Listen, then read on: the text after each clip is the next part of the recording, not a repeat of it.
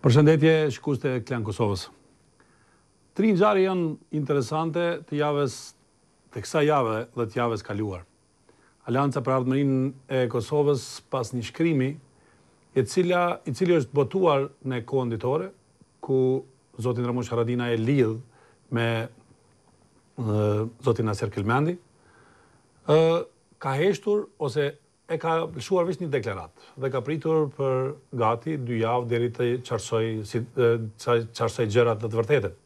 E dyta është sot parafimi i marrëveshjes në Bruksel, dhe ky parafim besoj që do të përfundoj edhe me nënshkrim, se parafimi dhe nënshkrimi e kanë një, po themi, dozë nëse të paqartësisë, nëse jo të paqartësisë, atëherë në kohë me siguri do të marrë që të vendosen nënshkrimet nga 2 kryeministrat. Dhe çështja e tretës është një ulëmtim i sapo dal nga Kosovo Center for Security Studies, i cili është prezantuar sot nga drejtori i saj. Borim Ramadani është për të folur për të gjitha për këto 3 çështje, natyrisht edhe një pjesë për Aleancën e Ardhmërisë Kosovës dhe situatën postzgjedhore atje. Borim, mirë se erdhe. Faleminderit. Atëherë, me siguri se shikuesve intereson pjesa e parë. Pse keni heshtur për 2 javë ditë? Në fakt, është tepër e qartë se ne parafërsisht jemi të mësuar me kësi lloj lajmësh dhe po e them tepër direkt kësi lloj fabrikimesh lajmësh, për të cilat vërtet nuk ka qenë hera parë dhe e dim që kemi një farë ndjenje që edhe do të vazhdojnë. Për arsyet cilët vërtet ata që i bojnë e din mas mirë edhe nuk po du me spekulu gjitha arsyet e mundshme, sidoqoftë ajo që e that me shumë drejt, se ne kemi hesht për një periudhë caktuar kohore, për disa ditë, për rreth 10 ditë, ka qenë fakti ose arsyeja kryesore se zoti Haradinaj bashkë me një pjesë të ekipit vet ka qenë në një vizitë zyrtare në Berlin, në Gjermani. Ky shkrim është botuar vetëm 2 ditë para se të fillojë vizita. Po, absolutisht, 2 ditë para se të fillojë vizita zyrtare, e cila ka qenë vërtet takime të rëndësishme dhe të nivelit të lartë. Dhe ne nuk kemi kemi besu se një prej qëllimeve të atij shkrimi të fabrikuar në kohën ditore ka qenë edhe zbehja e vizitës së zotit Haradinaj në Berlin. Sidoqoftë, ajo meq unë shkrimin e kam lexuar tërën, e njoh personalisht zotin Ramush Haradinaj, e njoh dhe zotin Naser Kelmendin, e kam takuar në Ulqin.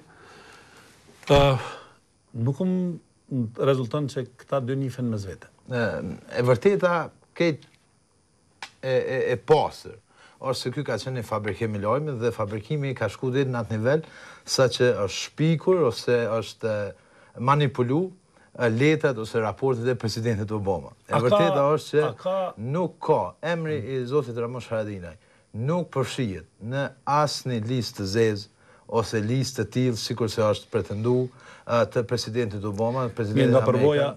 Nga përvoja zoti Ramadani e di që nëse hyn në listën kriminale të zotit të një kryetari amerikan, nuk besoj që të takon dikush. Është tepër e qartë. Ambasadori as po. Është tepër e qartë, do thotë, spori përfaqësimi diplomatik nuk ka komunikim me ju nëse ju jeni në listë presidentit Obama. Nuk vjen në takime zyrtare, nuk vjen në udhëtime ose aktivitete zyrtare të përbashkëta. Nuk vjen në 13 vjetorin e partisë, nëse flasim për ambasadorin Jacobson tash. Po e vërteta e cila duhet ta themi qartë. Kjo është letra e presidentit Obama, për cilën flitet për 3 persona që i ka vendos në këto që njihet si Kingpin Act, që është një lloj ligji, është ligj i cili përcakton marrjen e aseteve ose kapitalit që e kanë personat e dyshuar në Shtetet e Bashkuara të Amerikës. Dhe ajo është Naser Kelmendi, Sayed Wazir Shah dhe Jose Antonio Soto Gastelum, që është... Të lutem kamera le ta fokuson. Dhe çfarë shkruan në 3 rreshta? Kjo është një letër me një fjali, në cilën presidenti Obama me 1 qershor 2012 e njofton udhëheqësit e Kongresit se ka vendosur që të fut në këtë aktin ose këtë ligjin Kingpin për t'ja marrë ose për t'ja konfiskuar asetet e këtyre personave në Shtetet Bashkuara të Amerikës dhe këta tre persona janë Naser Kelmendi nga Bosnia e Hercegovina, një njeri nga Afganistani dhe një njeri nga Meksiko. Dhe kjo është e tërë letra. Këtu as nuk përmendet. Të lutem, vetëm kamera le ta fokuson. Nëse ka mundësi që ta ofroj se letra ka 3 rreshta dhe 3 persona. Është tepër e qartë se zoti Ramush Haradinaj as nuk përmendet këtu, as nuk ka të bëjë me letrën e Obamës. Dhe çka kemi po në gazetën për cilën po flasim, ka qenë në faqet parë se emri Ramush Haradinaj është i përfshin në letrën që ata madje i kanë thënë raport të presidentit Obama, e cila ky është niveli i parë i fabrikimit ose i shpifjes. Niveli i parë i fabrikimit kush kry? Kush është agjencia që... Niveli i parë ka ndodhur në vitin me 4 qershor 2012 me OCCRP-n, që është një organizatë ose një OJC e gazetarisë volumtuese me bazë në ose me seli në Bosnë, në Sarajevo dhe në Bukuresht në Rumani, e cila ka raportu, madje ajo ka qenë paktën e saktë në raport me presidentin Obama, se nuk ka thonë. Këtu është lajmi i cili është përkthy tash nga koha ditore. Dhe për qenë tepër i qartë, më thënë, ky lajm që është përkthy tash dhe është vendosur në Ballinë me titull bombastik, është i ripublikum. Ka qenë i publikum edhe në kohën ditore me 5 ose 6 qershor 2012. Ka qenë i publikum në gjitha mediat e Kosovës, në gazetat edhe elektronike edhe gazetat e shtypura. Por emri Ramush Haradinaj Ramush Haradinaj nuk ka qenë fare, sepse kjo është e vërteta. Dhe çka ka ndodhur? OCCRP-ja, që e thash ka seli në Sarajevo dhe Bukuresht, e ka thonë tepër qartë, thotë, të 3 emrat janë përfshirë në një letër që ka vetëm një fjali të presidentit Obama. Dhe çka ka ndodhur? Po. Dhe çka ka ndodhur koha ditore thotë se presidenti Obama i ka përfshi edhe emrin e tij dhe është raport. Pra kjo, edhe e dyta, kjo OCCRP-ja thotë se ka vazhduar me raportet për një kohë më gjatë për lidhjet e Naser Kelmendit që i ka me politikantë në Bosnjë, në Serbi, Malzi dhe në Kosovë, ku e përfshin edhe emrin e Ramush Haradinajt. Dhe kjo është raporti ose lajmi që jep OCCRP-ja. Dhe çka ka ndodhur në Kosovë? Një gazetë që është koha ditore thotë se gjithçka çka ka thënë OCCRP-ja ja ka adresuar presidentit Obama. Do thotë nëse po i heqim qëllime tjera, një jo profesionalizëm jashtëzakonisht i madh, edhe unë kam qenë gazetar për një periudhë tepër të shkurtër, po në krahasim me ju.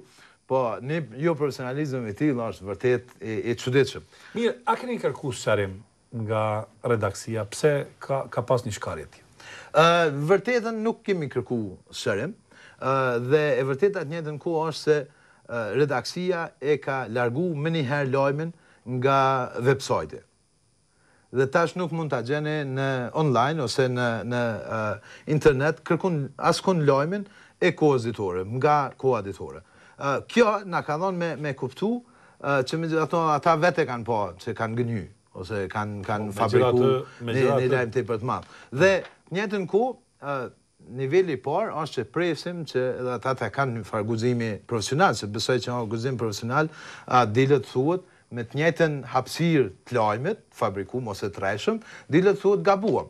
Është tepër njerëzore të gabojmë. Më besoj që edhe gazetat që mund të jenë serioze ose jo serioze, mund të gabojnë, nuk duhet të gabojmë në raporte editore, absolutisht. Në raporte kaq serioze o problematike thuhet. Definitivisht. Unë po e uli nivelin e mundësive të shërbimeve të caktuara ose të shërbyrit në adresë caktuara.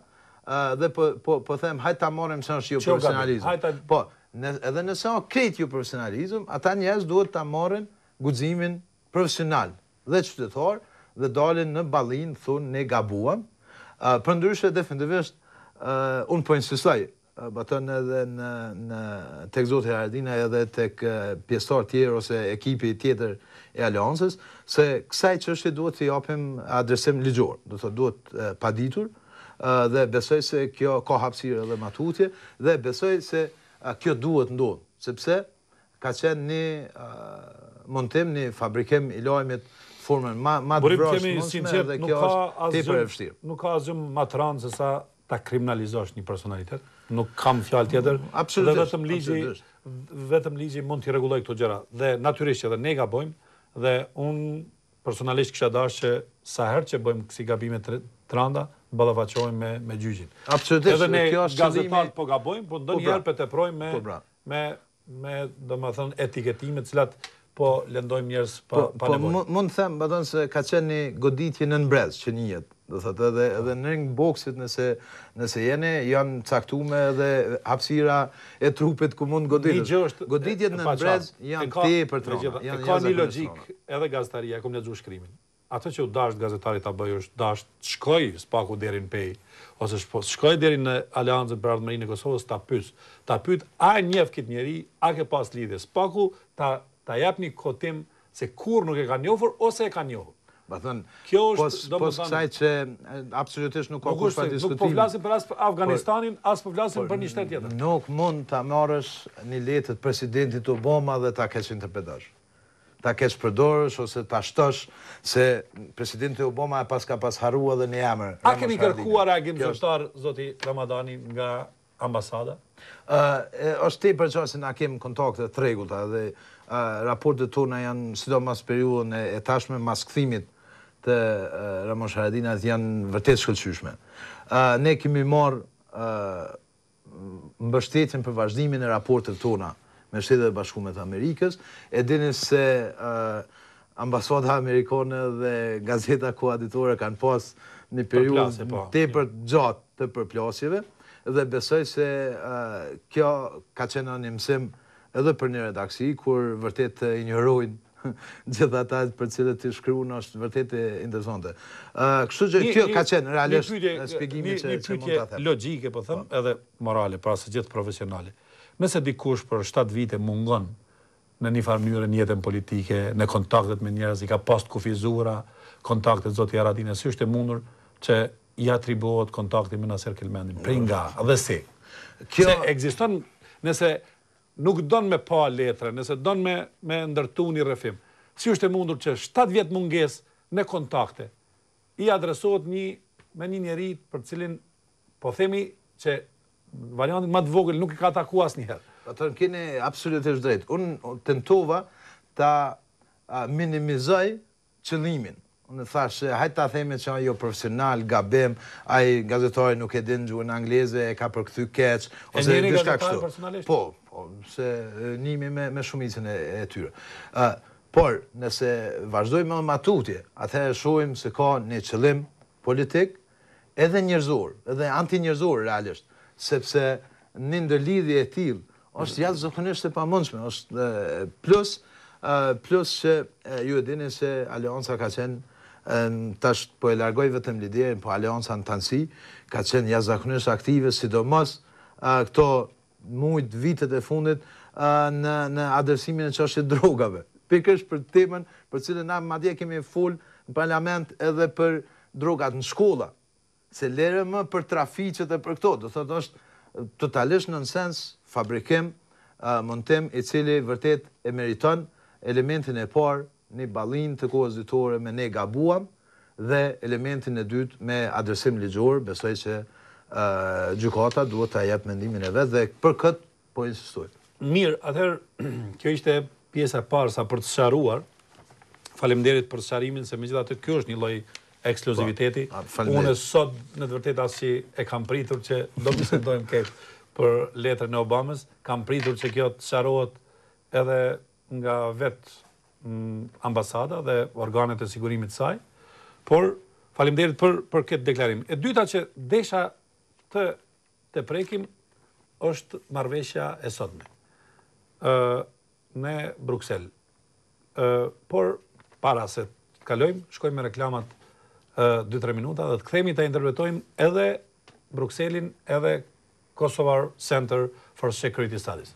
Shkojmë me reklamat dhe kthehemi në studio me Burim Ramadanin. Kthehemi në studio me Burim Ramadanin. Zoti Ramadani, po kthehemi te parafimi i marrëveshjes. A keni pritur që kjo do të jetë e tillë edhe pse detajet nuk i dim? Është definitivisht duket se ka parafrim të marrëveshjes tash për implementimin e marrëveshjes së 19 prillit. Dhe kjo realisht nuk ka pasur alternativë. Marrëveshja e 19 prillit duhet implementohet.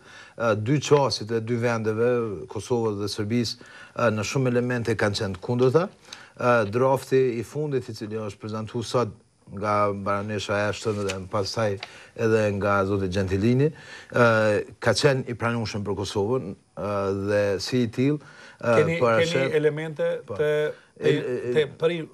që mund t'i interpretoni sa dhe keni informata se çfarë ka ndodhur? E vërteta është se nuk jam kompetent për të folur për detaje, por në fushat përgjithshme është e qartë. Aty ku je i fort, në fushën e sigurisë, si është? Në fushën e sigurisë do të kërkohet një periudhë për 6 muajshe, e cila do të ketë një lloj faze tranzicioni ose konsolidimi të strukturave të sigurisë Kosovës, në cila do të vlerësohen nevojat për inkuadrimin ose rekrutimin e qytetarëve serb të asaj pjese në policinë e Kosovës, në mekanizma tjerë. Tek Agencioni Kosovar për Inteligjencë, kjo çështje është shumë e ndihshme dhe nuk mund të ndodhë në asnjë variant që agent të një shërbimi tjetër të infiltrohen në OKI. Kjo është tepër e qartë dhe nuk duhet të ketë shqetësime, ndërsa sa i përket asociacionit të komunave, është e qartë se kjo mund të ndodhë dhe legalizohet vetëm pas zgjedhjeve lokale. Mirë, a do të ketë zgjedhje lokale brenda këtij 6 muajshi, ku sa është parapaqe të implementohet dhe tërë procesi i sigurisë? Ky është qëllimi që brenda kësaj periudhe të ketë zgjedhje lokale edhe në 4 komuna, 3+1 komuna në veri, në cilat duhet ndodhin në të njëjtën kohë me gjitha komuna tjera. Dhe këto janë A mund shtyhen zgjedhjet lokale të ne që ato të mbahen në tetor ose fillim nëntorit? Po, parafërsisht është ajo periudhë, do thotë tetori, nëntori, po flasim për vjeshtën. Shpresoj se nuk do të shkoj në vjeshtën këtë vonë për të afruar tek dimri, po flasim për vjeshtën dhe kjo e zën këtë periudhën 6 muajore në cilën duhet konsolidohen institucionet e Kosovës atje. Është tepër e qartë se gjatë kësaj periudhe ose gjatë këtyre takimeve nuk ka kalu koncepti i Serbisë ose i kryeministit të atjeshëm që më së pari të ndodhen gjitha veprimet dhe pastaj në fund të jenë zgjedhjet. E vërteta është se shumë prej veprimeve me asociacionin, me konsolidimin e strukturave të institucioneve atje, janë të lidhura me zgjedhjet dhe kjo është çështja që ne ka pas delegacionin e Kosovës. A ishit ju në Gjermaninë delegacion? Jo. Apo ishte vetëm zoti Gjini? Zoti Gjini dhe zoti Arifi, Avni Arifi. Realisht, a mund të na thoni, a është bisedu për implementimin atje, për arsye se zoti Westerwelle ishte në Beograd dhe në Prishtinë? Absolutisht.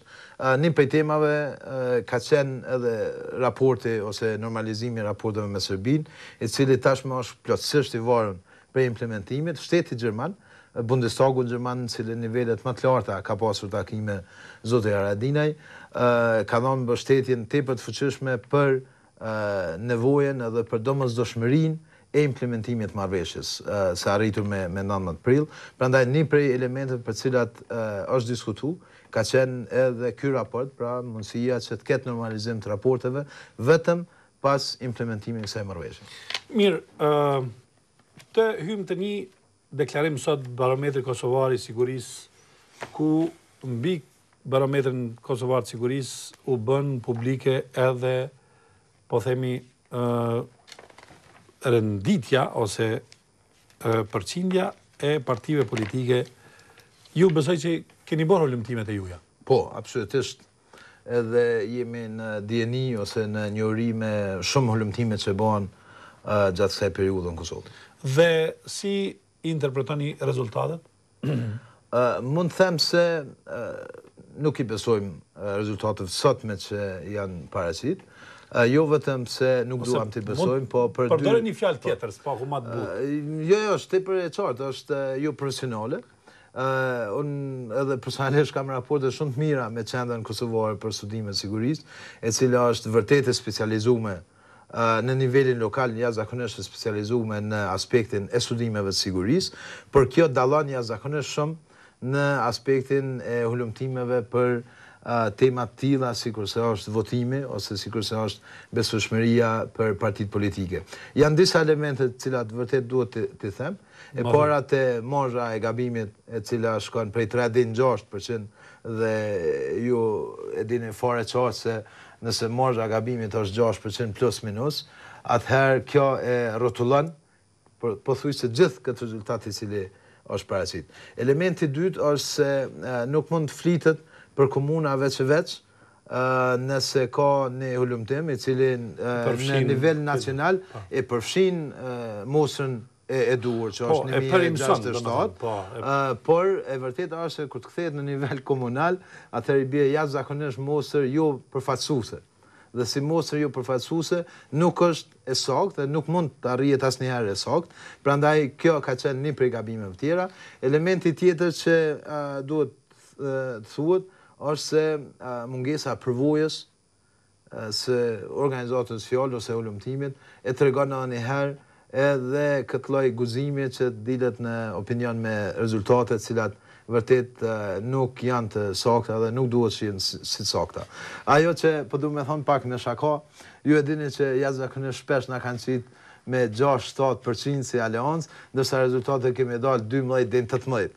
16.8-17. Po, nëse po e them pak me shaka, por nëse jemi këtu 14 do të jemi 28, por si do të qoftë, kjo është e vërteta. Do thotë ne e kemi reaguar sa do me një komunikat për media, në cilën e kemi theksuar se ne jemi jashtëzakonisht teren aktiv, jemi në teren dhe shohim ose e vrejmë, është ndjenjë dhe informatë cilën e shohim fare qartë se ka një zgjerim. Mirë, është ajo që ishte në ulëmtim diçka nuk ishte të papërcaktuarit janë gjithmonë në një kohët prej 8 deri në 12% në Kosovë. Absolutisht, madje në periudha të caktuara mund të shkon edhe më shumë se aq edhe ajo është tepër me rëndësi më analizu. Mirë, zoti Ramazani, faleminderit shumë që ishe në studio edhe si gazetar që ke qenë prodhove lajm. Faleminderit. Faleminderit shumë.